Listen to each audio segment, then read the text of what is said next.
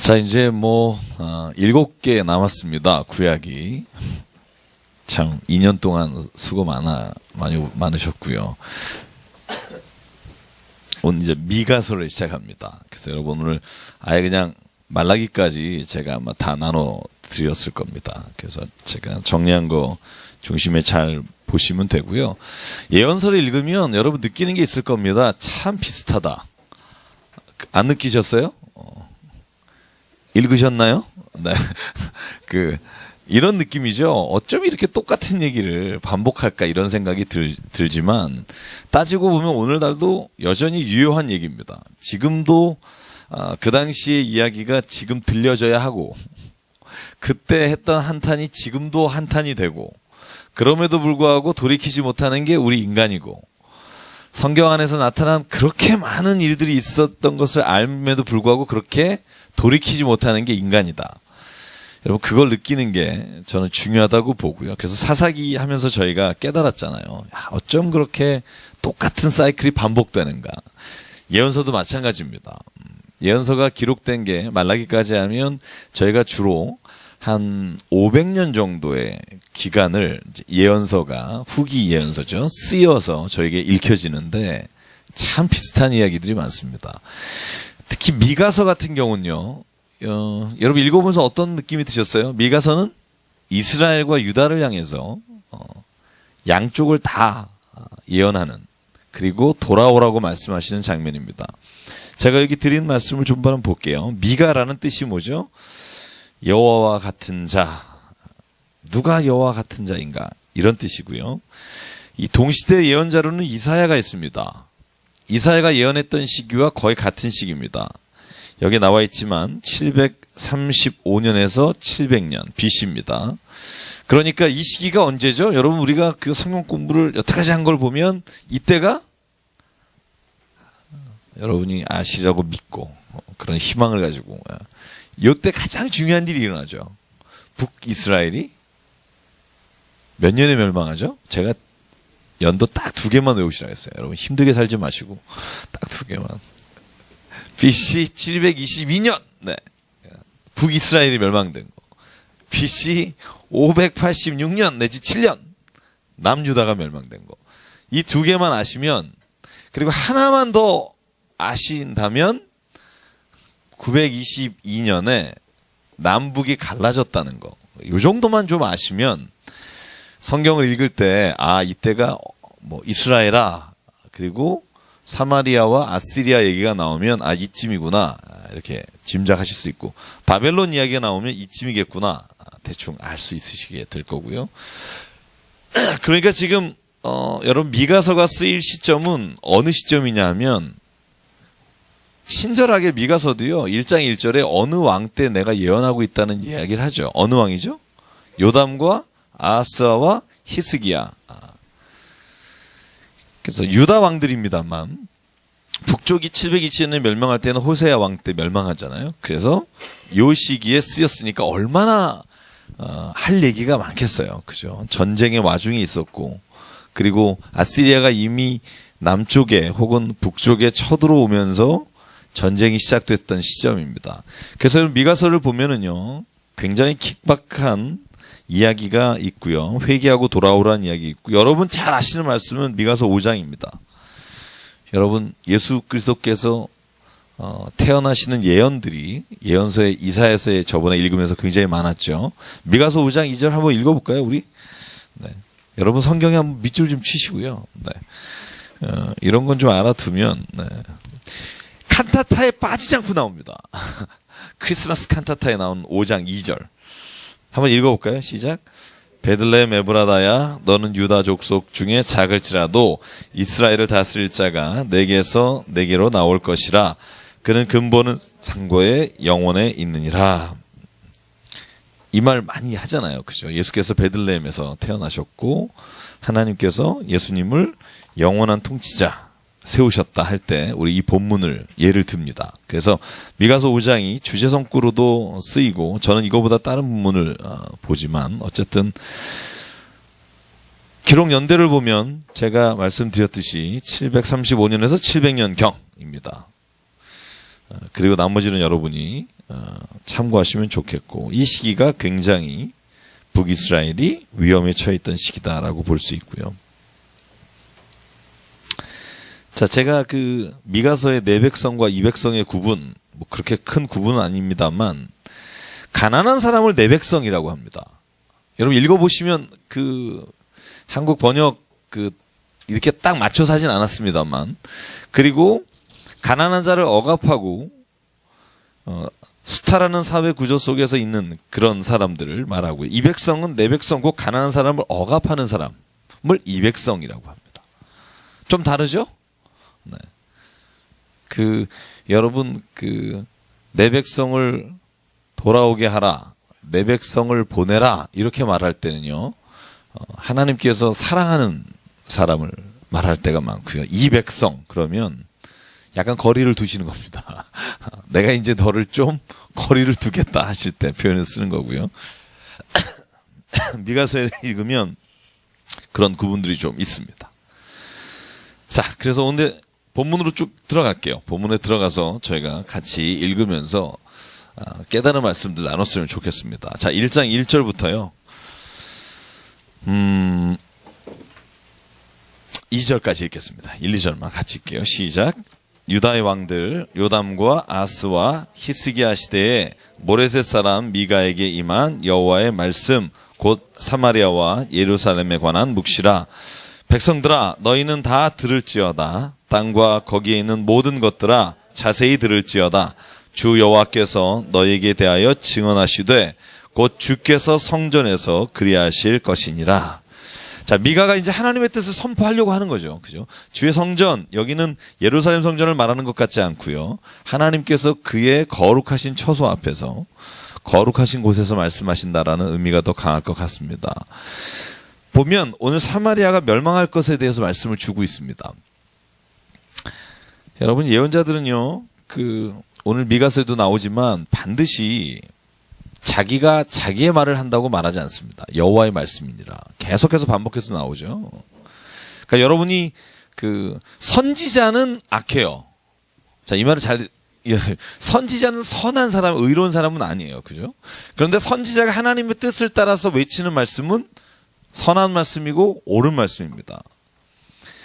그래서요, 제가 이건 정말 드리고 싶은 말씀인데, 메시지를 전하는 목사가 선하지 않습니다.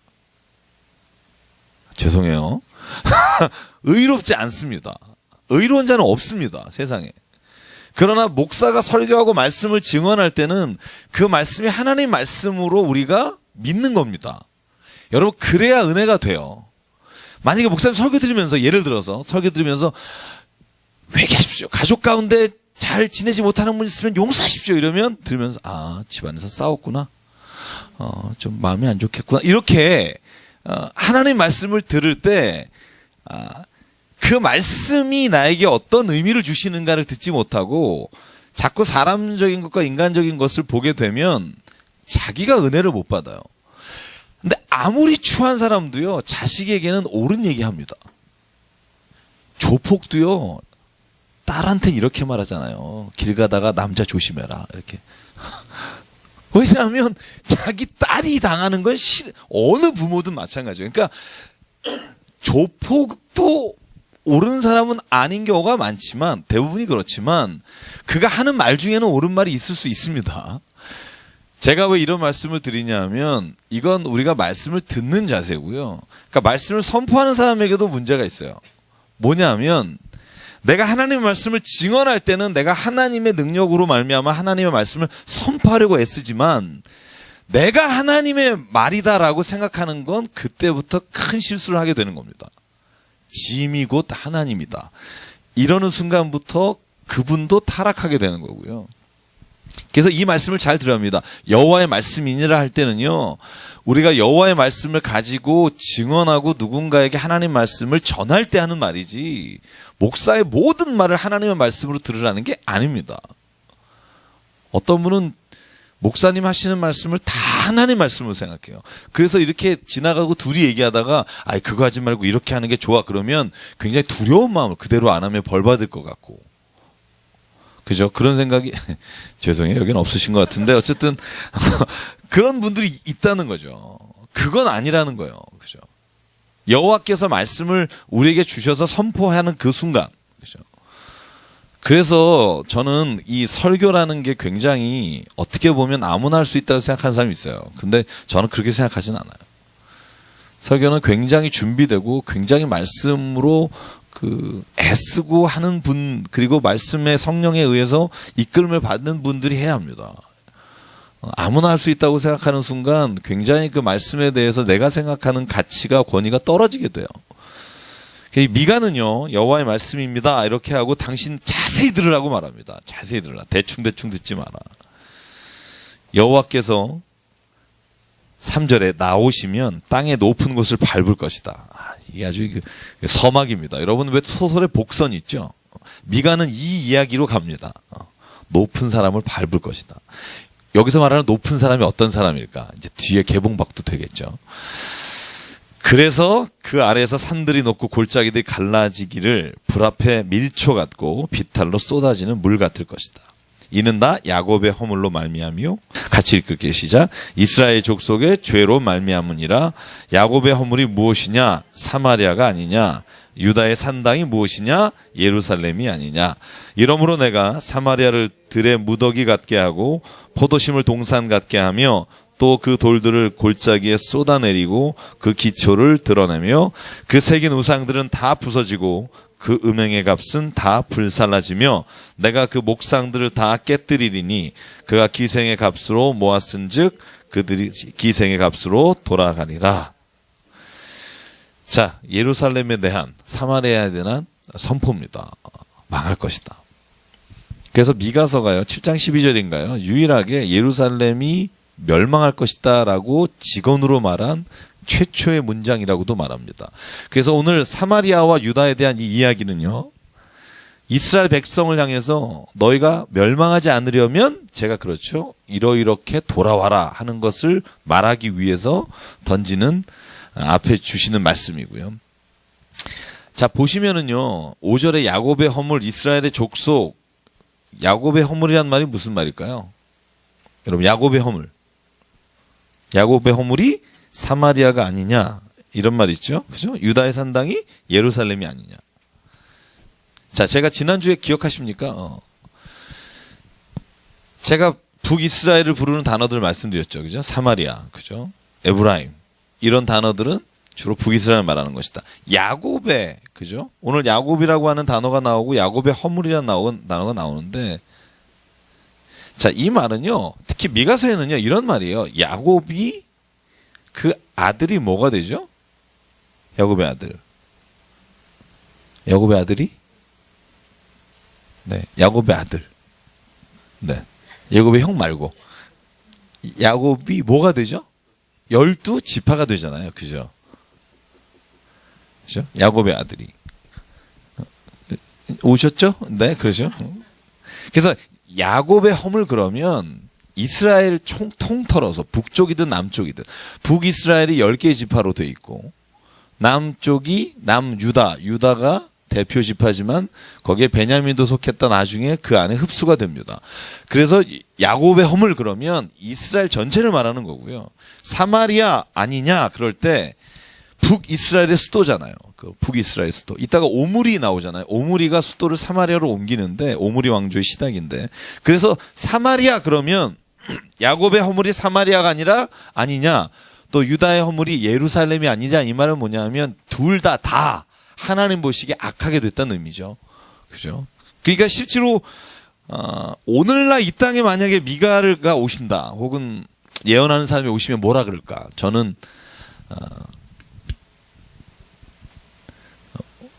교회를 향해서 말하시겠죠. 교회야. 너의 허물은 뭐가 아니냐. 그죠? 저는 요즘 많은 분들하고 얘기하다가 이 얘기를 참 많이 해요. 교회에 대해서. 제가 저번에 한번 페이스북에 교회에 희망이 있는가 이렇게 올렸다가 막 시험 든 분이 있더라고요. 목사님이 교회에 희망이 없다 그러면 우리는 누굴 보고 가야 됩니까? 막 이러면서 제가 그런 말은 아니고요. 그냥 우리가 말하는 일반 명설 어떤 교회가 아니라 그냥 보편적으로 말해서 교회가 희망이 있는가 이런 거죠. 왜냐하면 오늘 이따가 미가서에도 나오지만 돈을 받고 예언하고, 돈을 안 주면 전쟁을 선포하고, 돈을 받으면 평화를 선포하는 제사장과 선지자들이 있다는 거죠. 미가의 말씀에 보면. 그러니까 옛날에도 있었다는 거예요. 지난주에 기억나세요? 여러분? 지난주에 누가 나왔죠? 요나 전에 누가 나왔죠? 오바댜 나왔죠. 자, 오바댜가 예언할 때 오바댜가 예언하는 것을 못하게 했던 기억나세요? 거짓 예언자? 아마샤. 제가 위로가 됩니다. 네. 그러니까 자, 오바댜가 어디 출신이라고 그랬어요? 시골 촌뜨기라 그랬죠. 뽕잎 따다가 그죠? 뽕잎 따다가 들에서 양치다가 하나님의 부르심 받고 예언자가 됐는데 제사장 출신의 아마샤라는 사람이 여로보암 왕을 향해서 욕하니까 네가 망할 것이다, 죽을 것이다 그러니까 왕이 걱정하지 마셔서 쟤는요 원래 토종이 예언이 아니고요. 그 들에서 놀던 애입니다. 그럼 넌 네 고향으로 돌아가 이러잖아요, 그죠? 미가서에서 또 나와요. 이름은 안 나오지만 미가서가 또 미가는 그래도요 그 집안이 어떤 집인지는 잘 모르지만 유다 땅에서 예언하던 사람으로 알고 있고요. 그러니까 미가가 예언할 때도 또 그런 집단들이 만나게 돼요. 돈을 받고 왕들에게 평화합니다. 좋습니다. 제 말 듣지 마십시오. 이런 사람들이 있고 돈을 안 주고 자기가 좀 뭔가 이렇게 미움을 당하면 전쟁 올 거니까 조심하라. 요즘요 이런 거 길에서 많습니다. 조심하십시오. 그 예언 좀 한다 그러면서 겁주면서 사람의 돈을 뜯어내는 거. 예언이나 뭐나 돈 받으면서 하는 짓은요 다 그냥 여러분 겁낼 거 하나도 없습니다. 그거 안 이루어집니다. 저 확신합니다. 믿으십니까? 아멘 좀 하세요. 믿으십니까? 돈 받으면서 뭐 한다 이런 사람은요 제가 볼 때는 정상적인 예언하는 사람 아니고요.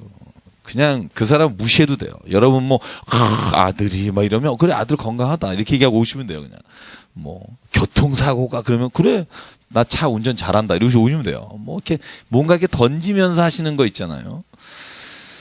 미가가 오늘 예언하는 것들에 대해서 이렇게 제사장들 다른 선지자들이 반대하는 것들이 있다 나오는데요. 오늘 그거와 상관없이 미가는요 아주 당돌하게 외칩니다. 자 9절 볼게요. 8절 9절 볼게요. 자, 이러므로 내가 애통하며 애곡하고 벌거벗은 몸으로 행하며 들깨같이 애곡하고 타조같이 애통하리니 이는 그 상처는 고칠 수 없고 그것이 유다까지도 이르르고 내 백성의 성문 곧 예루살렘에도 미쳤습니다. 이제는 그 앞까지 갔다는 겁니다. 그리고 10절부터 쭉 나옵니다. 쭉 지역이 나와요. 가드에 알리지 마라. 사벌 주민아 너는 벗은 몸에 수치를 무릅쓰고 나가라. 사이난 주민은 나오지 못하라. 베데스는 애곡하라. 마롯 주민은 근심 중에 복을 바라니 이는 재앙이 없기로 말미암아 예루살렘 성문에 임했다. 라기스 주민들아 가드 모레셋에 작별한 예물을 주어라. 마레사 주민아 이 모든 나오는 지명들을 통해서 하고 싶은 말이 뭐냐면 예외가 없다는 거예요. 예외가 없다. 하나님의 멸망과 너희들의 죄로 인해 하나님의 심판이 가는 곳에는 예외가 없다. 모든 지명을 말합니다. 그래서 너는 내 기뻐하는 자식으로 인하여 내 머리털을 깎아 대머리 같게 할지어다. 내 머리가 크게 벗어지게 하기를 독수리 같게 할지어다. 이는 그들이 사주 앞에 너를 떠났습니다. 그래서 이 장에서는 이스라엘과 유다에 대한 심판입니다. 3장까지 연결됩니다. 그래서 제가 3장까지는 좀 바쁘게 갈게요. 2장 볼게요. 자, 2장도 마찬가지입니다. 계속해서 하나님께서 미가를 통해서 그들이 침상에서 죄를 꾀하고 악을 꾸미고 날이 밝으면 그 손에 힘이 없으므로 그것을 행하는 자는 화 있을진저. 밭들을 탐하여 빼앗고 집들을 탐하여 차지하니 그들이 남자와 그의 집과 사람과 그의 산업을 강탈하는도다. 자, 보시면은 1, 2절이요. 이스라엘 백성 중에 지은 죄를 말합니다. 어떤 죄가죠? 어떤 죄입니까? 남의 것을 빼앗는 죄입니다. 토색하는 죄고요. 강탈하는 죄입니다.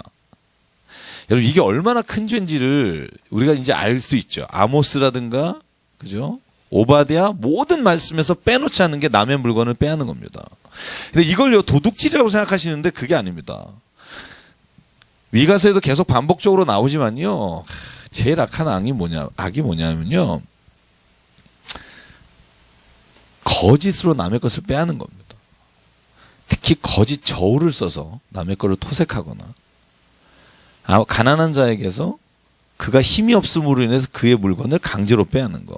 이것이 하나님이 보시는 가장 큰 악 중에 하나입니다. 그런데 오늘날의 이런 악이 너무 당연하게 느껴져요. 그리고 너무 당연해서 이제는 뭐 무감각하기까지 합니다. 그래서 저는 이런 날에 예언자가 필요하다고 생각해요. 남의 것을 훔치고 토색하고 가난한 사람 것을 빼앗으면서 아무렇지도 않은 사람은 화 있을진저. 이게 오늘 미가서가 말하는 있다 보면 더 심하게 나오고요. 저는 이 세상에 외쳐야 될 말이라고 생각해요. 먹을 것이 없고 자녀가 살 곳이 없는 사람들 것을 빼앗아서 사는 그 인간들은 화 있을진저. 저는 말해야 된다고 생각해요. 여러분 그걸 기독교가 말 안 하면 누가 말하겠어요? 미가를 통해서 외치라는 거예요. 화 있을 줄 이제. 그러면 화를 받는다. 그죠? 교회가 그런 분들을 축복하는 게 아니라 그렇게 살면 화 있습니다. 이걸 외쳐야만 교회가 교회다워지고요. 그걸 못 외치면 이 땅은요 여전히 또 하나님께서 벌하시고 심판하실 장소가 된다는 겁니다. 제가 이따가 나오면 또 반복해서 말할게요.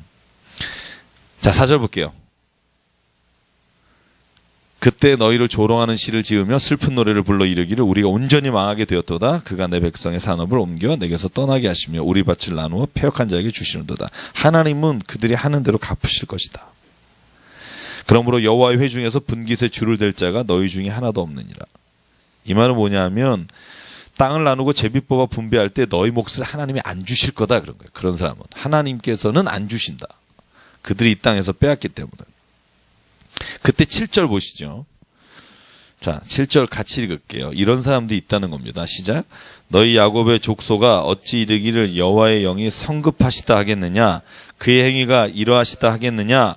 나의 말이 정직하게 행하는 자에게 유익하지 아니하냐? 자, 이 말이 무슨 말이죠?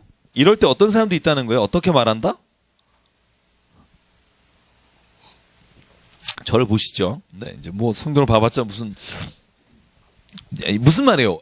이렇게 하나님 벌하셔. 그리고 하나님께서 그 행위대로 갚으셔. 그러면 사람들이 뭐라 그런다고요? 하나님 좀 성급하신 거 아니에요? 이런 사람이 있다는 거예요. 하나님 뭐 이렇게 벌을 내리십니까? 그죠? 여러분 중에 그런 사람 없으세요? 제가 오늘 미가 나움 하박국까지 나가려고 하는데 나움에도 그런 말이 나와요. 나움서 한번 잠깐 보실래요? 제가 나움하고 같이 하박국하고 보면서 한번 해볼게요. 자, 1장 2절 볼게요.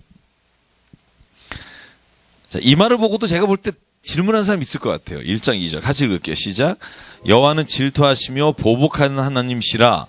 여호와는 보복하시며 진노하시되 자기를 거스리는 자에게 여호와는 보복하시며 자기를 대적하는 자에게 진노를 품으시며. 자, 이 말 보면 느낌이 어때요? 아까 미가서 말씀처럼 나올 것 같아요. 하나님 너무 이 짧은 부분에 보복이 3번 쓰여요. 보복할 것이며 보복할 것이며 보복하시며. 너무 급하신 거 아닙니까? 여러분 어떤 생각해요? 하나님이 이렇게 하신다는 것에 대해서 진노하시고 보복하신다는 하나님에 대해서 어떤 느낌을 받으세요? 말씀해 보세요. 하나님 이러시면 안 됩니다. 여기서 이러시면 안 됩니다. 이렇게 말씀하고 싶으세요? 아니면 어떠세요? 우리가 아는 하나님 어떤 사랑의 하나님, 그죠? 용서의 하나님, 자비를 베푸시는 하나님. 그런데요, 잘 생각해 보세요. 만약에요, 하나님이 모든 사람에게 자비 베푸시고 용서하시고 은혜 베푸시면 열받으실 거려. 제 얘기를 잘 한번 생각해 보세요. 진짜 악하고 진짜 악독을 행하는 사람이 하나님이 모든 사람 용서해 주시고요. 보복하지 않으시고 진노하지 않으시고 심판하지 않으시면 열받습니다. 그게 하박국의 기도예요. 1장 4절 보실래요? 하박국 1장 4절.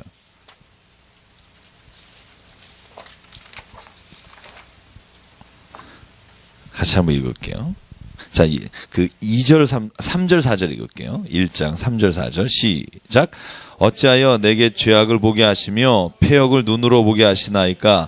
겁탈과 강포가 내 앞에 있고 변론과 분쟁이 일어났나이다. 이러므로 율법이 해이하고 정의가 전혀 시행되지 못하오니 이는 악인이 의인을 애워쌌으므로 정의가 굽게 행하여 짐이니이다. 자, 지금 하박국은요 뭘 외쳐요?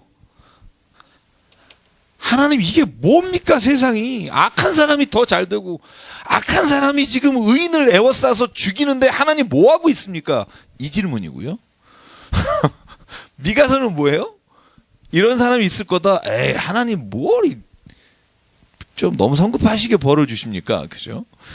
자, 제가 지금 왜 이 세 개를 좀 비교해 보냐면, 제가 읽으면서 무슨 생각이 들었냐면, 우리 안에 이런 사람들이 있다는 거예요. 하나님 왜 의인을 저런 걸 보고 계십니까? 하는 사람과 A타입이라고 하죠. B타입. 아, 하나님은 선하시고 자비로우시고 노하기를 더디하시는 분이라며 뭐 이렇게 잔인한 말이 많습니까? 보복하시며 진노하시며 벌하시며. 이 좀 너무 심합니다. 여러분 어느 쪽이세요? 우리 한번 편 갈라보죠. 하나님 진짜 악한 사람 이대로 두실 겁니까? 저기 강하신 분 한번. 아, 일본. 구체적 나라까지 지금 나오시고. 하나, 둘, 셋, 넷, 다, 일곱, 여덟, 아홉, 10명이십니다. 오, 10분. 아, 하나님 그래도 좀 하나님이신데 좀 이렇게 벌하고 이런 거 약간 하나님의 캐릭터하고 안 맞습니다. 좀 이런 쪽 좀 참아주십시오. 이쪽.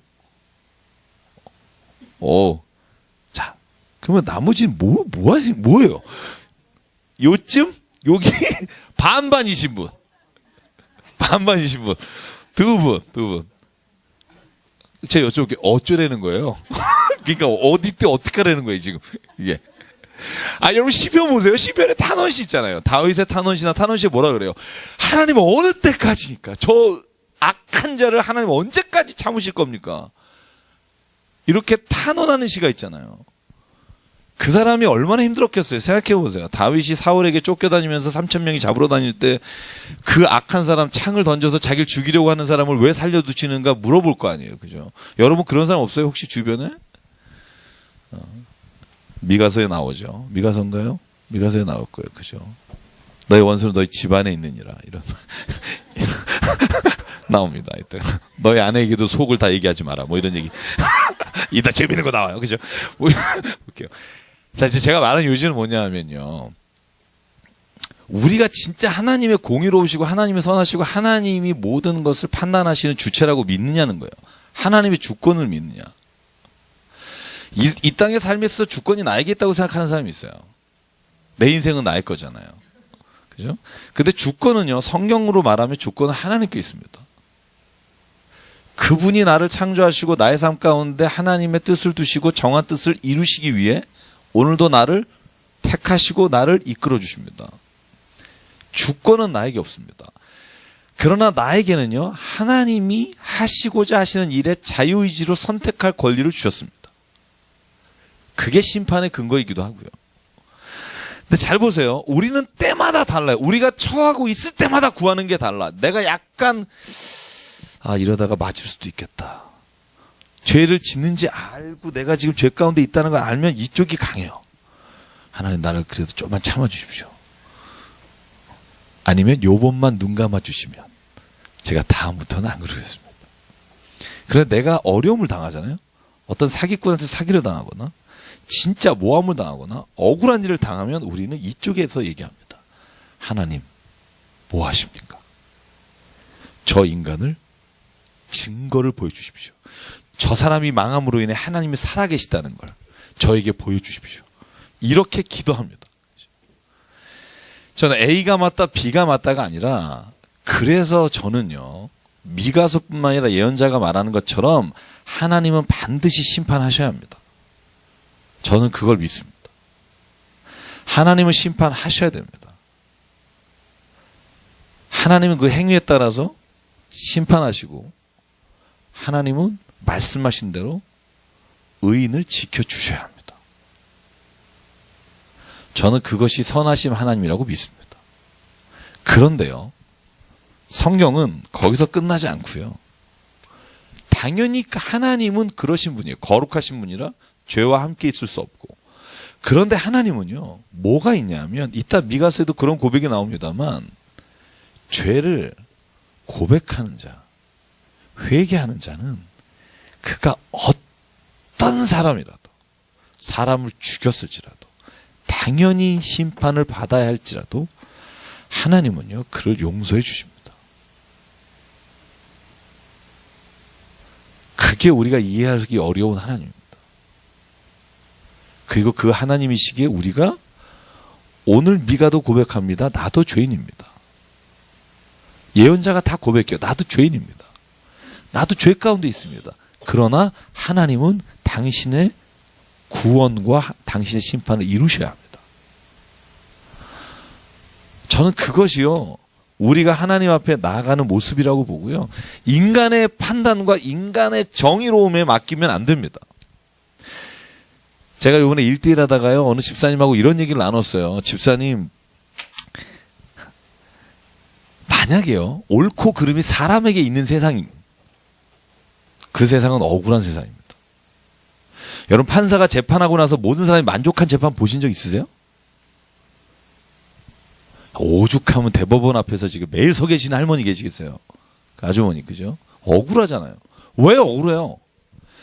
어떤 사람이 누군가를 판단해서 누가 옳았습니다, 이 사람이 70% 잘했습니다라고 말하는 그 판단이요, 억울하게 만들어요. 사람은 그럴 수밖에 없어요. 그러니까 오죽하면 솔로몬이 애 자르라 그랬을까? 방법이 없어요. 우기면 애 자르라는 방법밖에 없단 말이죠. 근데 우리가 이걸 믿어야 돼요. 저는 이걸 믿습니다. 하나님은 그 행위대로 판단하시고 믿음대로 판단하실 때 어떤 사람도 억울하지 않게 하시는, 저는 옳으신 분이며 선하신 분인 줄 믿습니다. 저는 그게 마지막 날에 하나님께서 심판하셔야 될 이유라고 생각해요. 사람의 심판은 믿지 않습니다. 그러나 모든 것을 아시고 모든 것을 판단하시고 모든 것을 선악간대로 하나님께서 심판하시는 그분은 어느 누구도 억울하지 않게, 어느 누구도 내가 이렇게 했는데 왜 구원하시지 않겠느냐고 하나님 앞에 말할 수 없도록 하나님께서 심판하실 줄 믿습니다. 여러분, 저는 그걸 믿습니다. 제가 예전에 그 말씀 드렸잖아요. 칸트가 한 말 중에도, 칸트가 이게 꼭 있어야 한다고 말하는 사람이라고 기억하시죠? 왜 그런 얘기 했잖아요. 왜 모든 사람이 마음속에, 그죠? 착한 사람은 잘 살아야 되고 나쁜 사람은 망해야 된다라는 생각이 있잖아요. 희한해요. 그런 마음이 다 있어요. 자기가 악해도. 희한해요. 그걸 칸트는 본유관념이라 그래요. 타고나는 거다. 그래서 제가 늘 생각하는 게 그거예요. 그런데 이 땅에서는 그게 안 이루어진다니까요. 이 땅에서 보세요. 악한 사람이 돈 많이 벌고 빌딩 사가지고 정말 착한 사람이 암 걸려서 죽는 경우도 많아요. 그 정도 되면 우리 안에, 모든 사람 안에, 아, 그건 허상이다, 이래야 돼요. 착한 사람은 절대로 잘 될 수 없고 악한 사람은 절대로 망하지 않는다. 이런 유전무죄, 무전유죄, 이런 마음이 들어야 하는데 안 그래요. 모든 사람이요, 선하게 사는 사람과 악하게 사는 사람이 둘이 붙으면 마음은 선하게 사는 사람 쪽으로 가요. 당하는 사람에게만 가요. 물론 그대의 이득이 안 되면 사람은요, 입을 막고 그 사람 안 도와줘요. 인간이 그렇습니다. 같이 희생당할 것 같으면 절대 편 안 듭니다. 그러나 마음은 이쪽을 가요. 왜? 칸트는 그래요. 그건 타고난 거예요. 그건 우리가 경험을 통해서 사실적으로 얻은 게 아니라 그래요. 근데 우리 안에 착한 사람이 잘 될 거라는 믿음이 있잖아요. 칸트도 믿어요. 그래서 이렇게 말해요. 영혼이 불멸해야 되고, 그래서 우리가 생각하는 그것이 이루어지는 시점이 영혼의 시간에 이루어진다는 거예요. 그래서 신은 존재해야 된다. 하나님이 계셔서 착한 사람을 하나님의 선한 것으로, 악한 자를 하나님의 악한 대로 갚으시는 그 시점을 인간이 아니라 하나님께서 이루시는 그것이 인간이 본래 가지고 있는 이 생각들, 사실에 의해서 변화되지 않는 이 생각들이 결국은 이루어지는 곳이 있어야 한다는 거죠. 그분이 굉장한 신앙인이신데요. 저는요, 그래서 하나님을 믿습니다. 저는요, 사람들이 말하거나 사람들이 누구 구원받을 거다, 누구 어떨 거다 하는 걸 믿지 않고요. 저는 하나님을 믿습니다. 하나님은 선악간을 이루실 겁니다. 저는 그래서요, 억울할 때 탄원하십시오. 성경에는요, 억울한데 막 억울함을 당하고 있는데, 주여, 저는 주님이 이렇게 아주 이렇게 뭐 나이스하게 기도하지 마시고요. 다윗처럼 물으셔야 합니다. 하박국처럼 물어야 됩니다. 하나님, 의인이 언제까지 이렇게 고난을 당하게 됩니까?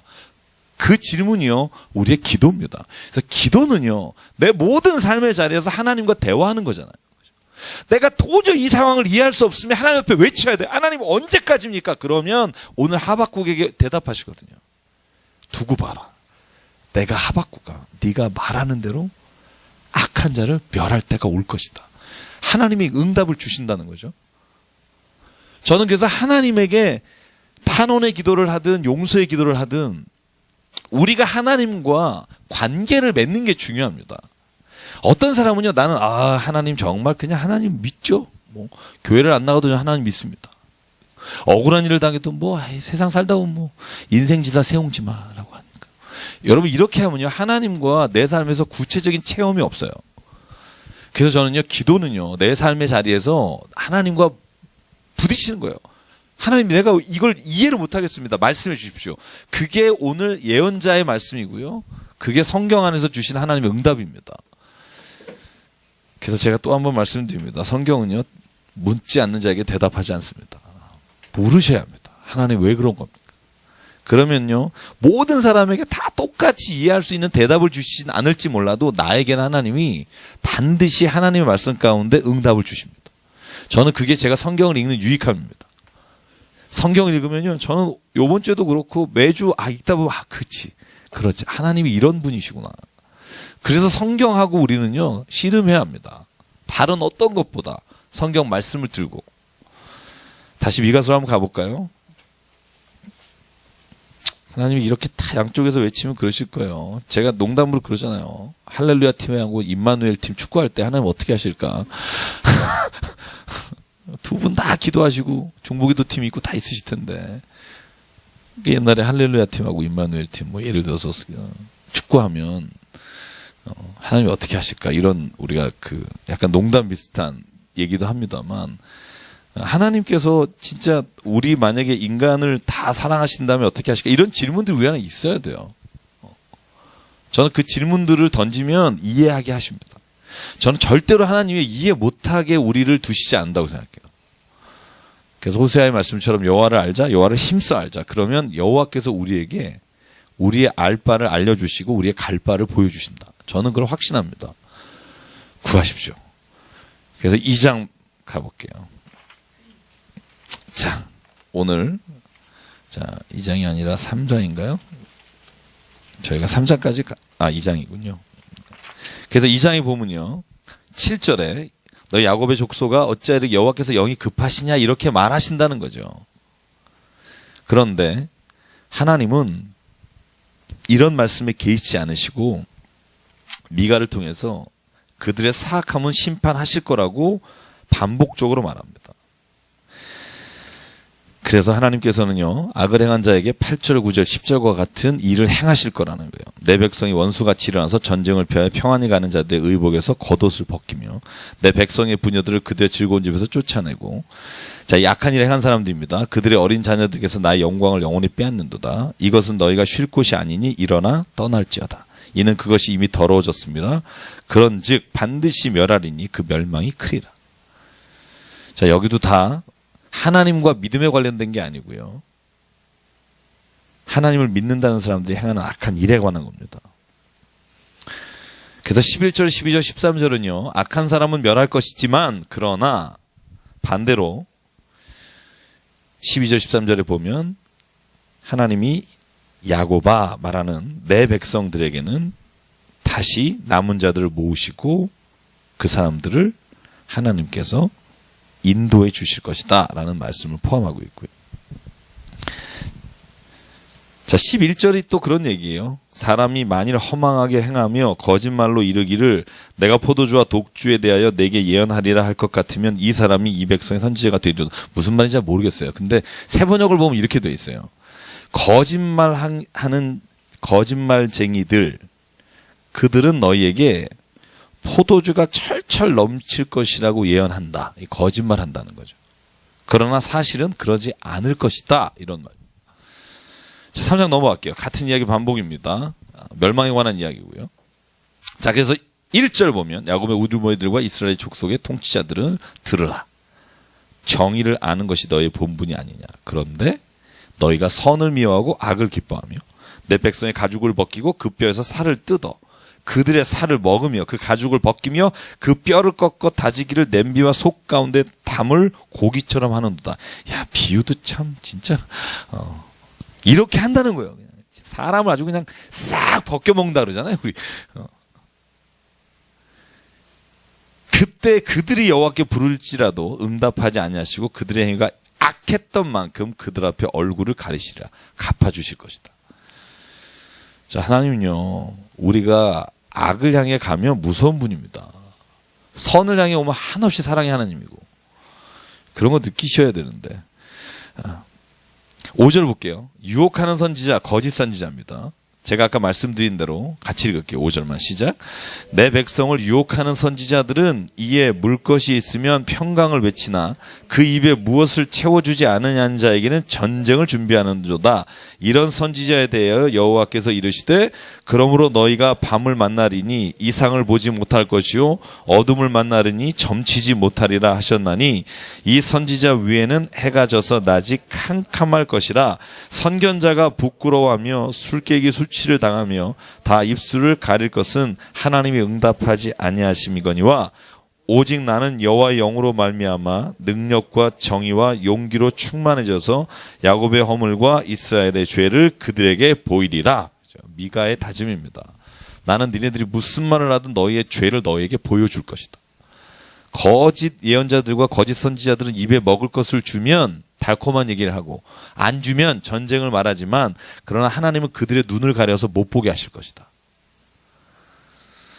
이상이 희미해진다 이런 말 있죠. 사무엘상 1장에도 나오고요. 그러니까 하나님이 거하시지 않으면 하나님의 이상이 희미해져서 거짓말을 말하게 된다는 거고요. 자, 11절 볼게요. 같이 읽죠. 여기도 마찬가지 얘기입니다. 시작. 그들의 우두머리는 뇌물을 위하여 재판하며 그들의 제사장은 삭을 위하여 교훈하며 그들의 선지자는 돈을 위하여 점을 치면서도 여호와를 의뢰하여 이르기를 여호와께서 우리 중에 계시지 아니하냐 재앙이 우리에게 임하지 아니하리라 하는도다. 이러므로 너희는 말미암아 시온은 갈아엎은 밭이 되고 예루살렘은 무더기가 되고 성전에 사는 수풀의 높은 곳이 되리라. 제가 아까 여러분에게 말했죠. 그죠? 선지자가 돈을 위해 점을 친다 이거죠. 그리고 여호와를 의지한다고 말한다. 하나님께서는 그런 사람들을 벌하시겠다. 그죠? 무서워야 합니다. 사랑의 하나님이 악해서 무서운 게 아니라고 제가 늘 말하죠. 우리가 죄를 지기 때문에 무서운 겁니다. 왜? 하나님이 선하신 분이기 때문에. 이 말의 의미는 우리가 정확히 알아야 합니다. 하나님은 공의로우시고 선하십니다. 그래서 하나님께 죄를 범한 사람, 악한 일을 하는 사람은 하나님이 무섭습니다. 왜냐하면 그분은 정의로운 분이시기 때문에. 그러나 하나님 앞에요, 무릎 꿇고 순종하고 회개하며 나가는 자는요, 한없이 하나님이 자비로우신 분입니다. 왜냐하면 그분이 심판하신 분이기 때문에. 선악간에 하나님께서 정말 올바르게 하실 걸 믿기 때문에 평안하게 온 겁니다. 여러분, 그래서 억울한 일을 당해도 진짜 하나님을 신뢰하고 의지하는 사람은요, 한으로 죽진 않아요. 저는 이게 굉장히 중요하다고 생각해요. 한이 돼서 죽는 사람 많아요. 억울하고 이 땅에서. 그런데요, 이 땅은 억울할 수밖에 없어요. 왜요? 사람이 하는 거라. 그러니까 억울한 일이 없을 거라고 생각하지 마십시오. 억울한 일을 당할 때 그것이 한이 돼서 마음에 아주 막 이런 마음이 드는 게 아니라 하나님이 이 억울한 것을 아신다는 걸 믿음으로 보시면 돼요. 그러면요, 우리는요, 그 마음에서 힘들지만 그 사람을 바라보면서 긍휼할 수 있어요. 그게 은혜예요. 그래서 하나님은요, 하나님을 사랑하는 자에게 평안을 주십니다. 하나님이 사랑하는 자에게 억울한 일을 안 당한다 이런 말 없어요. 너희가 억울한 일을 당하더라도, 너희가 인생길에 고난을 당하더라도 너희 안에 주시는 하나님의 평강을 너희가 누릴 수 있다는 거죠. 왜냐하면 우리는 하나님은 우리의 모든 걸 아신다고 믿기 때문에. 왜 그런 거 있잖아요. 제가 어렸을 때 진짜 형하고 진짜 억울한 일이 많았거든요. 저희 형이요, 지금은 목사님이시지만 예전엔 참 사람이 그랬어요. 그래가지고 예를 들면 형님이 이렇게 바둑을 두다가, 저희가 바둑을 어렸을 때 맨날 두는데 형이 약 승부욕이 무지 강하십니다. 우리 형 이거 보면 안 되시는데 어쨌든 그분도 아십니다. 바둑을 두다가 이제 형이 서로 이제 바둑에는 이런 게 있어요. 물러준다 이런 게 있어요. 형이 딱 둬요. 그러면 저도 형 성격을 알기 때문에 이제 기다립니다. 좀 시간을 줘요. 그래도 안 옮기면 제가 아다리 딱 이렇게 해요. 바로. 근데 그러면 형은 말해요. 나 손을 띄고 잠깐 생각한 거야. 그럼 이제 저는 그렇게 말해요. 형, 생각을 그렇게 오래 하면 물러줄 수 없어. 그러면 이제 집안이 떠나가듯 싸움이 시작됩니다. 그리고요, 이제 난리가 나죠. 그러면 어머님이 오세요. 어머님이 오시면 저희 형은 꼭 그래요. 기철이가 우긴다고. 근데요, 제가 생긴 게 좀 그렇잖아요. 살살거리고 약간 거짓말 잘하게 생겼잖아요. 저 형은 굉장히 믿음직하게 생겼어요. 보신 분은 알 거예요. 저 형은요, 굉장히 선하고 거짓말 안 하고, 그러면 무조건 형 말이 옳아요. 어머니, 기철이 이 자식 또. 그러면 이제 마음에 한이, 내가, 이런 마음이에요. 굉장히 억울해요. 그죠? 그러니까, 사람이요, 억울하게 되면 그때는 진짜 이렇게 이성을 잃어요. 저만 그러나요? 막 분을, 진짜 아니야! 그러면 소리를 질러요. 그러면, 아이고, 성질까지 내네. 이러면서 더 욕을 먹으면 더 마음에서 그 상실감이라 정말 이루 말할 수가 없거든요. 여러분도 그런 억울함을 당하셔본지 모르겠는데 저는 형하고 이제 키가 20cm 이상 차이가 굉장히 작았어요. 제가 중3 때까지. 그래서 이 억울함을 늘 마음에 두고 있다가 제가 고1 때 키가 20cm가 컸어요. 형이 저보다 이게 낮아지더라고요. 지금 형이 저보다 좀 작거든요. 제가 그때까지 한 6년을요. 그 형의 그 어떤 억울한 일을 당할 때마다 생각한 게 있어요. 난 정말 남을 억울하게는 안 해야지. 여러분 그런 생각 하잖아요. 내가 억울한 일을 당할 때는 그 생각 하잖아요. 절대 내가 사람 억울하게는 안 해야지. 근데 여러분이 억울하게 안 하고 사세요? 다른 사람을? 안 그래요. 근데 제가 가만히 생각해보면 왜 억울하게 남을 일부러 하지 않는데 억울하게 할까? 내가 이게 옳다고 생각해서 하는 거기 때문에요. 진짜 그 사람은요, 그게 내가 악하다고 생각하는 게 아니라 진짜 내가 옳다고 생각하는 거예요. 제가 지금도 형을 이해하는 게 뭐냐면 형은 진짜 자기가 이걸 생각하는 중이었다고 생각하는 거예요. 무슨 말인지 이해 가시나요? 네. 형은 진짜 그게 내가 생각하는 중에 기철이가 먼저 뒀다고 생각하는 거고, 저는 그 시간이 무지 길었다고 생각하는 거고, 형은 정말 짧았다고 생각하는 거고, 화장실에 들어갈 때하고 나갈 때하고 시간 계산이 다르잖아요. 그거예요. 그러니까 실제로 우리가 인생을 살아가면서 이렇게 남에게 억울한 일을 나는 안 한다, 이것도 교만이에요. 분명히 우리도 해요. 내가 옳다고 생각하기 때문에. 그래서 저는요, 성경에서 제일 하나님께서 악하다고 보시는 것 중에 하나가 뭐냐 하면 내가 옳다고 생각하는 거예요. 참 이게 어렵습니다. 그러니까 여러분 잘 보십시오. 그래서 늘 성경의 말씀대로 내가 허물이 있나 나를 돌아보고, 늘 하나님의 말씀으로 나를 비추사 내 안에 거짓이 있나를 살펴야 해요. 안 그러면요, 이 말씀, 성경 말씀을 읽으면서도요, 참 안타까운 분이 있어요. 성경 말씀을 읽으면서 모든 옳은 분들은 다 자기하고 연결을 시켜요. 다 자기를 야곱이라고 생각하고요, 이삭이라고 생각하고, 옆에 있는 사람을 자기를 괴롭혔던 에서라고 생각해요. 그런데요, 성경은요, 읽으면서 이렇게 보라는 거예요. 내가 에서와 같은 존재다. 내가 진짜 가룟 유다와 같은 존재가 내 안에 있다. 그래서 이런 말 하잖아요. The Bible talks to me. 그러니까 성경이 나에게 말하게 해야 돼요. 내가 성경을 읽으면서 자의적으로 좋은 것만 읽는 게 아니라 성경이 나를 읽고 성경이 나를 해석하게 해야 돼요. 그러다 보면 성경 안에서 읽을 때 행위를 볼 때도 자기가 어느 쪽인지 봐야 한다는 거예요. 제가 그래서 지금 이 말씀을 제가 왜 드리느냐 하면 핵심은 거기 있어요. 저도 제가 여기서 이렇게 막 말하죠. 뭐 거짓 선지자가 있고 말하죠. 근데 저는요, 제가 혼자 성경 말씀 읽을 때는 이 돈을 받고 돈을 위해 점치는 자가 나인 경우가 있다는 걸 제가 알아요. 저는 절대 안 그런다. 저는 그렇게 생각하지 않아요. 저도 이거에 자유로지 못할 때가 있습니다. 제가 여러분에게 일일이 고백할 필요는 없겠죠? 있습니다. 때로는요, 우리가 이 땅을 살아가다 보면 돈이라는 것이 필요해서 때로는 돈이 내게 오게 될 때 때로는 내가 더 먼저 해야 된다는 걸 우선순위에서 밀 수도 있고요. 목회자에도 그럴 때가 있습니다. 그러니까 저는 말씀 읽을 때 나는 이런 사람이 아니다라고 읽는 게 아니라 하나님 나도 이런 사람인 것을 내가 보게 도와주십시오. 그게 성경을 읽는 사람이에요. 성경을 읽는 사람이 나는 의인이고 늘 이걸 가지고 다른 사람에게 이렇게 지시하시는 분이 있어요. 이게 정말 안타까운 겁니다. 그런 사람이 예수가 말하시는 화 있을진저 바리새인이라는 거예요. 바리새인은 성경을 읽으면서 늘 말해요. 나는 여러분 그거 있죠. 마태복음에 나오면 나는 백향과 나는 아주 그 작은 것에 11조도 드립니다. 이렇게 말하는 사람이 있다라고 예수께서 말씀하시거든요. 그런데 너희는 하나님의 의와 하나님의 뜻은 너희가 살피지 못하는도다.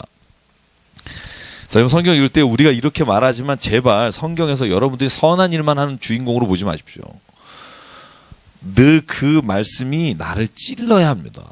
그래서 성경이 나를 찔러야 합니다. 그 말씀에 대한 찔림이 없으면 성경을 읽을 때 오히려 성경을 알므로 해서 교만해집니다. 그래서 성경을 아는 것이 독이 되는 분도 있어요. 자, 4장 넘어갈게요. 끝날에 이르러 여호와의 전이 산이 산들의 꼭대기에 굳게 서며. 자, 4장과 5장은요 제가 여러분에게 드렸지만 회복과 구원의 말씀입니다. 이렇게 악인을 심판하시고 벌하시겠으나 그러나 하나님께서는 회복하실 것이다. 그래서 4장 2절은요 여러분 복음성가로 나와 있는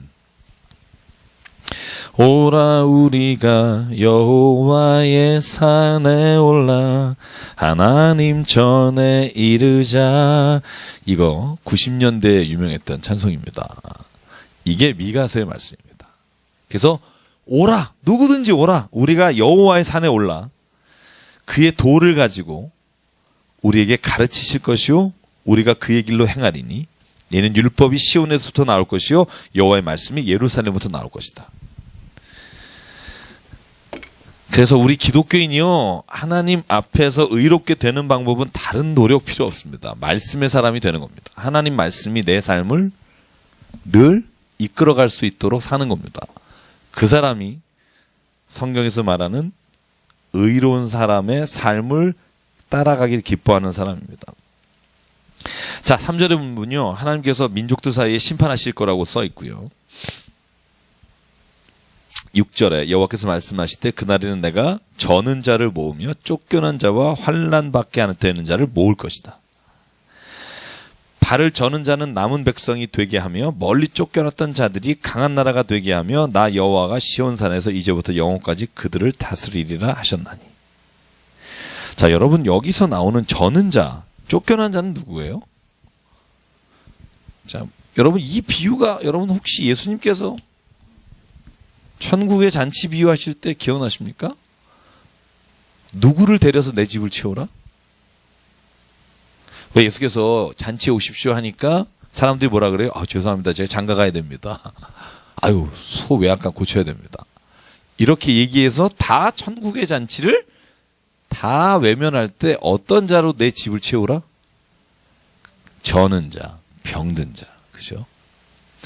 저는 미가서의 말씀이 예수께서 하신 말씀과 이렇게 연결이 되는데요.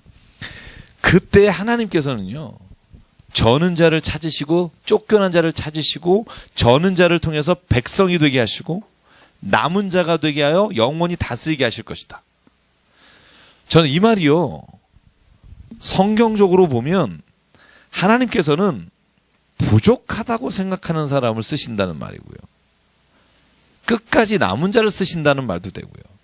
회개하는 자를 구원하신다는 말도 되고요. 어떤 의미가 되든지 중요한 건 뭐냐 하면 우리가 생각했던 그 사람이 아니라는 거예요. 저희 아버님께서 늘 하셨던 말씀 중에 천국 가면 두 가지 놀랜다. 그죠? 하나는 저분은 꼭 갈 거라고 생각했던 분이 안 계실 때. 또 하나는 저 사람은 절대 천국 못 온다고 생각했는데 와 있을 때. 천국에는 두 가지로 놀란다는 얘기를 저희 아버님 늘 하셨었어요. 그래서 저희 아버님 마지막에 하시는 말씀. 내가 요즘 만나는 목사 중에 못 볼 사람 많을 것 같아. 이 말씀하시고 돌아가셨는데 늘 제가 그 말씀을 기억합니다. 저는요, 여기에서 나오는 이야기나 예수님이 하는 비유가 그런 비유라는 거예요. 사람의 판단으로 사람은요, 여러분 저는 자나 쫓겨난 자는 구약시대는요, 축복받지 못한 자예요. 그러니까 여러분 축복받은 사람이 누구예요? 제사장이에요. 그죠? 바리새인. 그리고 여호와의 일에 열심인 자. 그런 사람이 천국의 자리에 못 들어간다는 거예요. 이 말은 소위 말해서 천국을 역전하는 곳이라는 것이죠. 그러니까 사람이 보기에 사람의 판단하는 곳이 아니라 그곳은 하나님께서 불러 모으시는 곳인데 그곳은 하나님을 사모하는 자가 가는 겁니다. 하나님의 나라를 사모하는 사람, 하나님을 기뻐하는 사람이 가는 곳이지 하나님으로 인해 덕본 사람이 가는 게 아니다. 저는 이걸 꼭 말씀드리고 싶어요. 하나님을 기뻐하는 사람이 가는 겁니다. 왜냐하면 하나님을 기뻐하고 믿는 사람이 가야 그곳이 천국이 되죠. 하나님을 기뻐하지 않는 사람을 모아놓으면 거긴 지옥입니다. 왜? 하고 싶지 않은 일을 해야 되니까. 그래서 제가 말했잖아요. 천국은 진짜 믿음 있는 사람이 가야 된다고. 하나 믿음 없는 애가 사기꾼이 가면 다 못 믿는다니까요. 10명이 있어도 한 사람이 사기치면 서로가 다 못 믿는 게 이 세상입니다. 그래서 저는 여기는요, 그 나라는 남은 자들을 하나님께서 들이시는 그 통치하시는 그 나라는 하나님께서 역전시키는 곳이라는 거예요. 세상의 기준과 판단으로 사람이 갈 것이라고 보는 사람은 못 갈 수 있고, 사람이 저 사람은 못 간다, 참 지지리도 복이 없다라는 사람이 그곳에서 주인 노릇할 수 있다는 거예요. 그게 천국에 관한 비밀입니다. 자, 그래서 13절 딸 시온이여 일어서서 깨칠지어다 칠지어다 내가 내 뿔을 무쇠 같게 하며 내 굿불 놋 같게 하리니 내가 여러 백성을 쳐서 깨뜨릴 것이라 내가 그들의 탈취물을 구별하여 여호와께 드리며 그들의 재물을 온 땅에 주께 돌릴 것이다. 이 말은 뭐냐 하면 이방 민족이 원하는 대로 이스라엘은 더럽게 되지 않고 결국 하나님께서는요 그 땅을 하나님의 영광으로 돌리겠다는 말씀입니다. 자, 5장 넘어갈게요. 5장은요 다윗의 집과 메시아 왕에 관한 예언입니다. 아까 말씀드린 대로 5장 2절이 신약에 나오는 이야기고요. 예수께서 탄생하실 때 베들레헴에서 탄생하셨고요. 여러분 베들레헴의 뜻이 알죠? 베들레헴 떡집이죠? 네. 베들레헴. 에브라임이라는 이름의 뜻이 뭔지 아세요? 많은 열매를 맺는다 이런 의미입니다. 열매를 맺다. 그래서 일단 베들레헴 에브라다야. 너는 유다 족을 중에 작지 않다. 이 근본은 상고에 참 번역이 어려운데요. 이 말은 뭐냐 하면 그가 나오는 곳은 태초다 이런 말이에요. 그러니까 결국 예수 그리스도께서 나오는 메시아 예언으로 보면 그분은 원래 태초부터 계셨고 영원하신 분이다 이 말이에요. 근본은 상고에 참 번역 새롭게 하면 이렇게 안 할 거예요. 아마 새로 번역하는 걸 기대하는데요. 지금 하고 있습니다. 자, 그러므로 여인이 해산하기까지 그들을 붙여 두시겠고 그 후에는 그의 형제 가운데서 남은 자가 이스라엘 자손에게로 돌아오리라. 이 말은 뭐냐면 여인이 해산하기까지는 이 말은요 하나님의 때에 이르길 때까지는 그런 말입니다. 모든 일에 하나님의 때가 있고 하나님이 때가 이를 때까지는 고난이 있겠지만 그 이후에는 하나님이 그들을 돌아오게 할 것이다. 이 예언이 이루어지죠. 그죠? 바벨론에서 포로가 돌아오죠. 그죠? 여인이 해산하는 때 이 말은 뭐냐면 10달이라는 기준이 아니라 하나님께서 말씀하시는 그때가 되면 다 돌아오게 될 것이다. 그래서 여러분 3차에 걸쳐서 포로가 돌아오잖아요. 귀환하잖아요. 538년부터. 그 포로 귀환에 오는 게 여러분가 공부했지만 에스라, 느헤미야, 스룹바벨 그들이 다 지도자가 돼서 다시 바벨론 포로에서 돌아오는 게 에스라, 느헤미야서입니다. 그래서 봅시다. 7절, 8절에 보면 야곱의 남은 자, 그죠? 야곱의 남은 자가 누굽니까? 결국 이 모든 환난 가운데 견뎌낸 자는 하나님께서 그들을 이끌어 가실 거란 말이고요. 그래서 9절부터 15절에 보면 또 원수가 멸망하는 이야기가 나옵니다. 그래서 멸절할 것이다. 점쟁이들을 없애볼 것이고, 그리고 아세나 목산과 그리고 그 가운데 모든 성읍들을 하나님께서 멸할 것이다. 악한 가운데 있는 성읍은 멸하시겠다. 자, 6절 넘어갑니다. 6장, 7장은요, 심판의 말씀입니다. 자, 저는요, 미가서의 가장 중요한 핵심을 6장 6절부터 8절까지로 봅니다. 빨간 줄 치시고요, 밑줄 그시고요, 별표 3개 하십시오. 내년 성경 퀴즈 대회 나올 겁니다. 이번에 나왔죠? 그죠? 네. 자, 앞에는요, 여호와의 말씀을 들어라. 그죠? 여호와의 말씀을 들어라. 4절, 5절은요, 보면 눈물 납니다. 하나님께서 이스라엘 백성에게 말하는 거예요. 미가를 통해서. 내가 너를 애굽에서 데려오지 않았니? 모세와 아론과 미리암이 너의 앞에서 이끌어가지 않았니? 너를 그걸 기억해라. 그죠? 이 백성아, 너는 모압 왕 발락이 꾀한 것과 스올의 아들 발람이 그에게 대답한 것을 기억하며, 이게 뭐죠, 여러분? 발락과 발람 아시죠? 민수기 24장인가요? 나오잖아요. 발락이라는 왕이, 그죠? 모압 왕이 발람을 통해서 이스라엘을 저주하려고 했으나 나귀를 통해서 하나님께서 발람에게 저주를 못하게 하셨죠. 그 사건을 기억해라. 내가 너희를 저주 못하게 다른 사람들이 너희를 보호해줬다는 말이에요. 그죠? 그 다음에 나오는 말이 뭐예요? 시팀에서부터 길갈까지. 이거 뭐예요? 이거 눈물 나는 이야기들 많잖아요. 시팀에서 무슨 일이 일어나죠? 보시면 시팀에서 미디안을 쳐부숩니다. 그리고 길갈로 가는 길이 뭐예요? 길갈에 12돌을 처음 세우잖아요. 요단강을 건넙니다. 그죠? 그리고 여리고를 점령하러 가는 곳이에요. 그래서 하나님이 모세부터 애굽으로부터 쭉 말씀하시는 거예요. 너희를 이끌어간 그걸 기억해라. 여호와께서는 너희로 하여금 공의롭게 행한 일을 알게 하실 것이다. 자, 그때 6, 7절을 질문한다는 거예요. 우리가 그러면 하나님 감사합니다. 하나님, 우리가 그럼 이렇게 살겠습니다. 6, 7절 읽어게 시작. 내가 무엇을 가지고 여호와 앞에 나아가며 높으신 하나님께 경배할까? 내가 번제물로 1년 된 송아지를 가지고 그 앞에 나갈까? 여호와께서 천천의 수장이나 만만의 강물 같은 기름을 기뻐하실까? 내 허물을 위하여 내 맏 아들을 내 영혼의 죄로 말미암아 내 몸의 열매를 드릴까? 자, 이것이요, 이스라엘 백성과 미가가 하나님 앞에 질문한 거예요. 하나님, 뭐 드시고 싶으세요? 뭐 드시고 싶으세요? 송아지? 이거죠? 여호와 앞에 내가 번제물로 1년 된 송아지를 드릴까요? 아니. 천천의 수작. 이러면 천천은요, 히브리 말은 곱하는 거예요. 그죠? 천천. 엄청나죠. 천에 천을 곱하세요. 모르겠어요, 몇인지. 어쨌든 만만의 강물의 기름. 그래서 왜 사울은 천천히요, 다윗은 만만이다. 이 말이 엄청난 숫자를 말하는데, 자, 물어보는 거예요. 하나님, 뭐 드시고 싶으세요? 그때 하나님이 나 이거 먹고 싶다. 8절입니다. 다시 같이 읽어요. 시작. 사람아, 주께서 선한 것이 무엇임을 내게 보이셨나니 여호와께서 내게 구하시는 것은 오직 정의를 행하며 인자를 사랑하며 겸손하게 내 하나님과 함께 행하는 것이 아니냐. 그죠? 됐고 하나님, 됐고. 그죠? 제발 네가 나를 사랑한다고 하면, 네가 나를 예배한다고 하면, 네가 나를 믿는다고 하면 정의를 행하라. 인자를 사랑하라. 인자는 두 가지 의미가 있어요. 하나는 정말 이 땅에 있는 사람이라는 의미고요. 이것이 대문자로 쓰이면 the son of man, 그러면 메시아를 말합니다.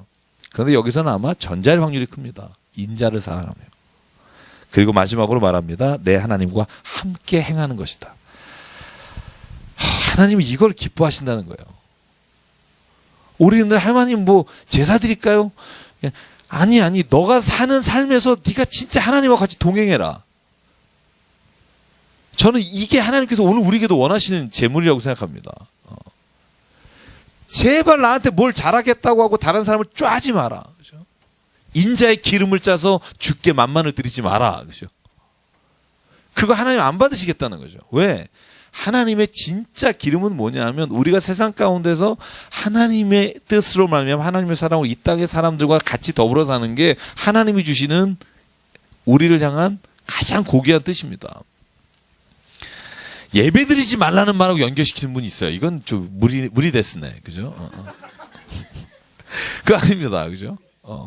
그러니까 제사 드리지 말고 뭐 세상 일 열심히 해라. 여러분 이런 말로 착각하지 마십시오. 우선순위에 있어서 하나님을 믿는다 그러면서 예수께서 하신 말씀이 고르반이란 말 알아요? 고르반? 그죠?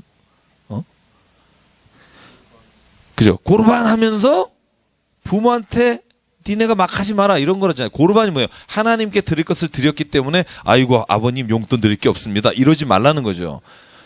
그게 예수가 하신 말이에요. 그러니까 하나님께 드려서 부모님께 드릴 게 없습니다. 말하는 거 거짓말이다. 그죠? 지금 말하는 거예요. 재물을 다 먹을 걸 다 내 돈을 다 하나님께 드려서 아이고 나는 하나님께만 드리면 돼. 나는 영원 보증이 돼 있는 곳이 그쪽이라 내가 당신하고는 볼 일이 없어 말하지 말라는 거죠. 저는 이게 여러분 너무나 많이 나오잖아요. 아모스에도 나오고. 그죠? 이 정도 되면 이렇게 아셔야 돼요. 이게 하나님의 뜻이구나. 사무엘상에 나오죠. 15장. 그죠? 나는 숫땅의 기름보다 네가 내 말에 순종하고 듣기를 원한다. 이 정도 되면 하나님의 원래 뜻이 뭔지 알아야 된다는 거죠. 그런데도 우리가 그걸 말하지 않는다는 거죠. 하나님이 진짜 원하시는 게 이겁니다. 사람아, 주께서 선한 것이 무엇임을 내게 보여주지 않았니? 여호와께서 너에게 구하는 것은 오직 정의를 행하며 인자를 사랑하며 겸손하게 내 하나님과 함께 행하는 것이다. 여러분 이 말씀을 기억하기를 원합니다. 저는 이 말씀을 꼭 기억하고 우리가 살기를 원해요. 이걸 기억하지 못하면 세상에서 우리의 믿음이 아무렇게 빛을 발하지 못합니다. 그래서 10절, 11절, 12절을 또 적는 겁니다. 그래도 못 알아듣겠니? 악인의 집에 아직도 불의한 재물이 있다. 그런데 그 악인의 집은 나에게 제사하는 집이다. 이 말을 포함하는 거예요. 나에게 제사를 드리는 집에도 악인의 불의한 재물이 있다. 11절. 내가 만일 부정한 저울을 썼거나 주머니에 거짓 저울추를 두었으면 깨끗하겠느냐. 부자들은 강포가 가득하였고 주민들은 거짓을 말하니 그 혀가 입에 거짓되도다. 그러므로 하나님이 뭘 기뻐하시느냐. 하나님은 그의 말씀을 따라 사는 것을 기뻐하신다. 제가 마태복음 23장 23절 예수께서 하신 말씀을 읽을게요. 화 있을진저 외식하는 서기관들과 바리새인들이여 너희가 박하와 회향과 근채의 11조는 들이되. 여러분 박하와 회향과 근채가 뭔 줄 알아요? 가장 조미료로 쓰이는 작은 식물의 단위예요. 아주 작은 식물의 11조는 드리는 거예요. 혹시 빼놓은 게 있으면 벌 받을까 봐. 그런데 그 11조는 드리되 율법이 더 중요하게 말한 정의와 긍휼과 믿음은 버렸도다. 그러나 이것도 행하고 저것도 버리지 말지어다. 예수의 말씀입니다. 예수께서 하신 말씀이에요. 이 둘 중에 어느 것을 위해 무엇을 버렸다고 말하지 말고 둘 다가 너희에게 주신 하나님의 뜻이라는 거예요. 근채와 박하와 화향에 대한 11조를 드리는 것 때문에 하나님의 율법이 말한 가장 중요한 정의와 긍휼과 믿음을 버리지 마라. 이 둘은 같이 행하라. 이게 바리새인에게 주시는 화 있을진저 7가지 하나님께서 가장 예수께서 강조하신 부분입니다. 11절에 이런 말이죠. 많이 벌면 뭐하냐. 다 새는 바가지다. 너희가 그렇게 번 돈은 절대로 귀한 곳에 쓰일 수 없다. 여러분 공짜로 들어온 돈은 꼭 이상한 데로 나갑니다. 저만 그런가요? 귀하게 번 돈, 애써서 번 돈이 진짜 가치 있게 쓰입니다. 11절 이하 읽어보시면 되고요. 7장 마지막. 오늘 미가밖에 못하겠는데요. 네. 스가랴는 14장. 굉장히 길어요. 나홈하고 하박국은 3장씩인데 다음 주에 가죠. 네. 다음 주에 아마 특강할지도 모르고요. 자, 제가 오늘 여기까지. 첫째, 7장 1절. 재앙이로다. 이 재앙이로다라는 말. 뭐가 재앙이냐? 나는 여름 과일을 딴 후와 포도를 거둔 후 같아서 먹을 포도송이가 없으며 내 마음에 사모하는 처음 익은 무화과가 없도다. 이 말은 비유적인 말입니다. 무슨 비유냐 하면 먹을 포도송이 처음 익은 무화과 이건 다 2절에 나오는 경건한 자, 의로운 자가 없다는 거예요. 눈을 씻고 찾아도. 미가가 보기에는 여름 과일 다 따고 나서 정말 먹을 과일이 없다라는 게 2절에 보면 경건한 자가 세상에 끊어졌다는 거예요. 비유적인 표현입니다. 정직한 자가 사람들 가운데 없다는 거예요. 그렇게 믿는 사람은 많다는데 정직한 자와 경건한 자가 없는 거예요. 디모데의 말씀도 떠오르죠. 경건의 모양은 있으나 경건의 능력이 없는 자로다. 미가서 시대에도 그랬다는 겁니다. 그래서 무리가 다 피를 흘리고 매복하며 각기 그물로 형제를 잡습니다. 두 손으로 악을 부지런히 행합니다. 3절입니다. 지도자와 재판관은 뇌물을 받습니다. 권세자는 자기 마음의 욕심을 말합니다. 그리고 서로 결합합니다. 그들의 가장 선한 것은 가시 같고 정직하다고 말하는 것도 찔레 울타리만도 못합니다. 그래서 5절 6절이 나옵니다. 같이 읽을게요. 시작. 너희는 이웃을 믿지 말며 친구를 의지하지 말며 내 품에 누운 여인에게라도 내 입의 문을 지킬지어다. 아들이 아버지를 멸시하며 딸이 아버지를 대적하며 며느리가 시어머니를 대적하리니 사람의 원수가 곧 자기의 집안 사람이리로다. 아멘. 제가 옛날에 설교한 거 기억하세요? 왜 가족의 두 얼굴이라는 책 내가 여러분에게 소개했잖아요. 그 장신대학교의 상담심리학 교수님이 쓰신 책, 제가 정말 재밌게 읽고 그 책을 제가 어디에다 칼럼을 썼는데요. 가족의 두 얼굴이에요. 자기가 상담하고 심리학을 하면서 많은 사람을 면담하면서 깨달은 게 있다는 거예요. 가장 큰 인생의 마음의 상처를 준 것도 가족이고, 가장 위로와 기쁨과 평안을 얻은 것도 가족이고, 가족의 두 얼굴이라는 책이 나오는 게 그거예요. 그래서 기억하라는 거예요. 당신으로 인해 누군가가 상처받는 가족이 있다는 거죠. 내가 아까 말씀드렸죠. 악해서가 아니에요. 내가 옳다고 우길 때 그렇다는 거예요. 내가 절대적으로 옳지 않다는 것을 인정하는 그 순간 그것이요, 선하고 평화가 유지가 돼요. 참 희한하죠. 우리가 낮아지면 그것이 천국이 되고요, 내가 교만하에 높아지면 그것이 지옥이 됩니다. 오늘 이 훈계가 뭐예요? 결국 상대방으로 인해 내 마음이 다치거나 상대방으로 인해 내가 마음이 동요되지 않으면, 사람을 의지하지 않으면, 하나님을 의지하면 우리가 있는 가족이나 우리가 있는 공동체가 하나님의 뜻 안에서 선과 평화를 이룰 수 있다는 거예요. 그런데 사람을 의지하고 우리가 가장 가까운 곳에 집착하는 순간 하나님의 평화가 깨진다는 거예요. 이게 아이러니한 겁니다. 내가 자식을 진짜 잘해줘야지 하고 막 그럴 때 오히려 자식은 평화를 잃어버릴 때가 있어요. 내가 하나님을 의지하고 자식과 가족과 모든 걸 다 하나님께 맡기고 내가 낮아지면 그곳엔 하나님께서 이루시는 능력이 있습니다. 저는 그것이 하나님을 믿는 가정의 비밀이라고 믿습니다. 여러분 아마 가족을 보시면 그런 생각 참 많이 하실 거예요. 여러분도 아마 어렸을 때 그런 일이 있었을 것이고, 그런데 문제는요, 상처받은 부모가 상처를 줍니다. 그래서 이런 기도가 필요해요. 하나님, 내가 그 모든 것을 다시 시작하는 첫 열매가 되기를 원합니다. 제가 우리 가족에 흐르는, 이 가게 흐르는 저주를 끊어라 이런 게 아니고요. 그건 무슨 어떤 집안의 피로 흐르는 게 아닙니다. environment라고 하잖아요. 그 환경이 있습니다. 제가 이제 석사 때 논문 쓴 게 그건데요. 그 social gospel이라는 거예요. 그러니까 우리가 왜 그 어떤 그 생물학적으로 죄가 전이된다고 생각하잖아요. 우리가 그런 생각하잖아요. 부모의 죄가 나에게 전이되고.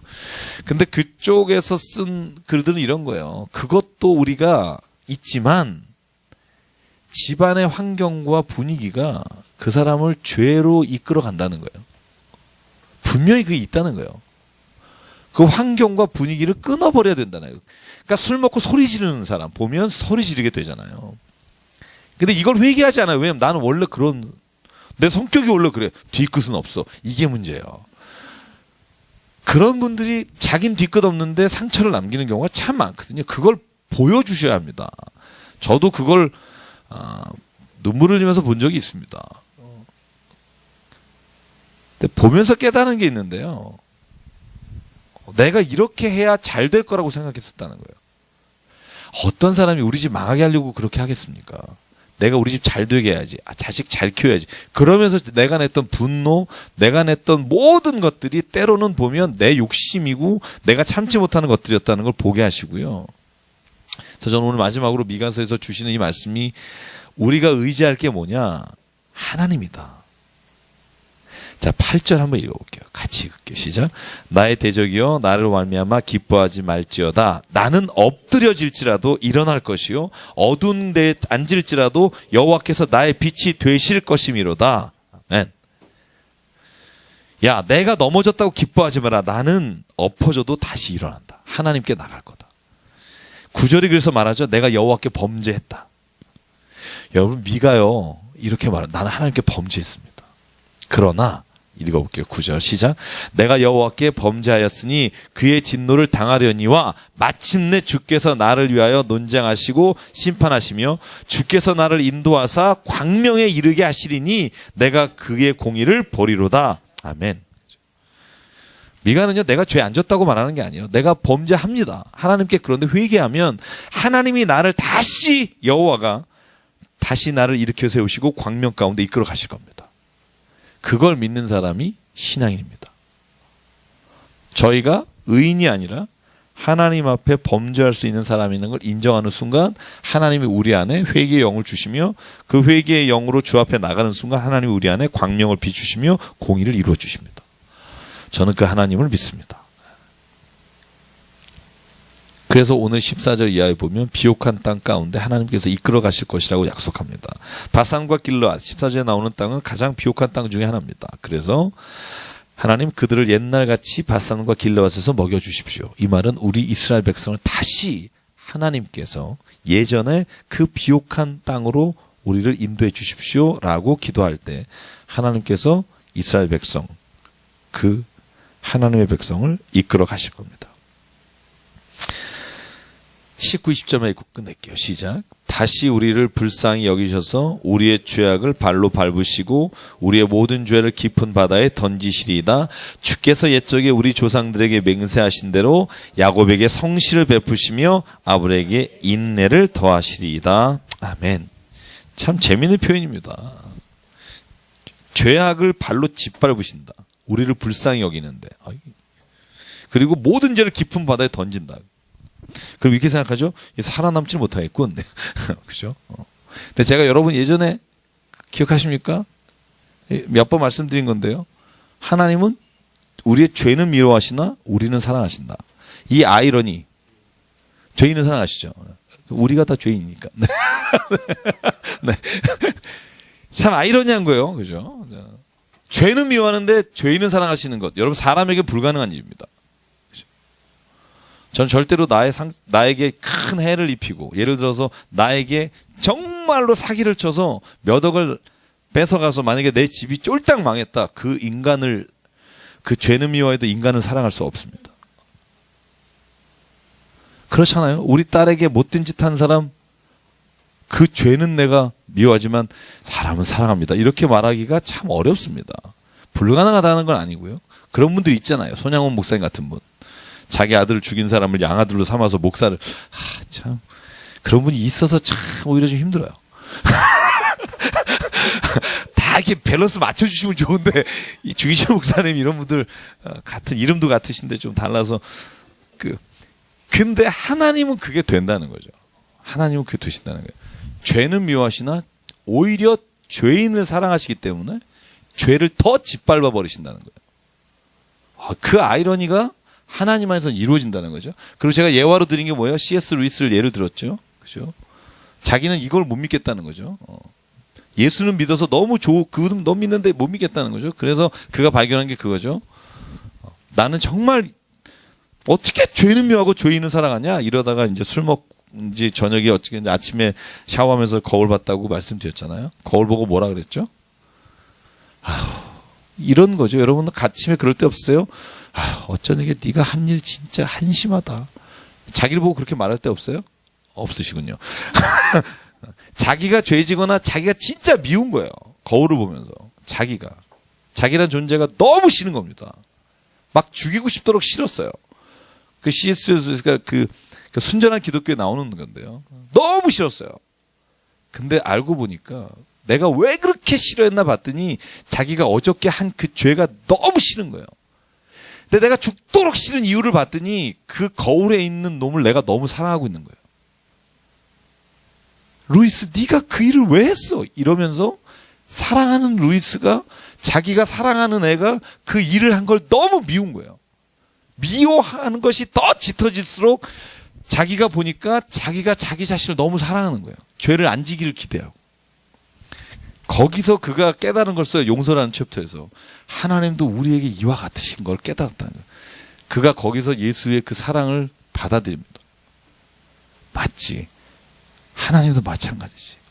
우리를 너무 사랑하시기에, 피값으로 사셨기에 우리 안에 있는 죄가 없어지기를 너무나 원하시기 때문에, 그게 그가 깨달은 죄는 미워하시나 죄인을 사랑하신다는 그 역설적인 이야기를 받아들이는 계기가 됐는데요. 저 역시도 그 이야기를 읽고 늘 보면서 하는 생각이 그겁니다. 내가 정말 다시는 일어날 수 없을 것 같이 나를 미워할 때가 있는데, 그때 보면 내 안에 있는 죄가 미운 것이고 그 미움을 알 때 내 자신을 얼마나 사랑한지를 아는 것처럼 하나님도 그러신 분이라는 거예요. 우리를 너무 사랑해서 절대로 이 죄 가운데 뺏기지 않기를 원하시고, 오늘도 그래서 우리를 이끌어 가시길 기대하시고, 오늘 여기에 나오는 것처럼 하나님은 죄를 발로 밟으시고 죄를 깊은 바다에 던지시기를 원하시지만, 그러나 그 죄인을 구원하시기를 원하시는 거예요. 돌아오기를 기대하시고, 그래서 하나님의 백성으로 살기를 원하시고, 저는 그 하나님의 기대와 하나님의 은혜가 우리에게 있기를 간절히 바랍니다. 제가 같이 기도하죠.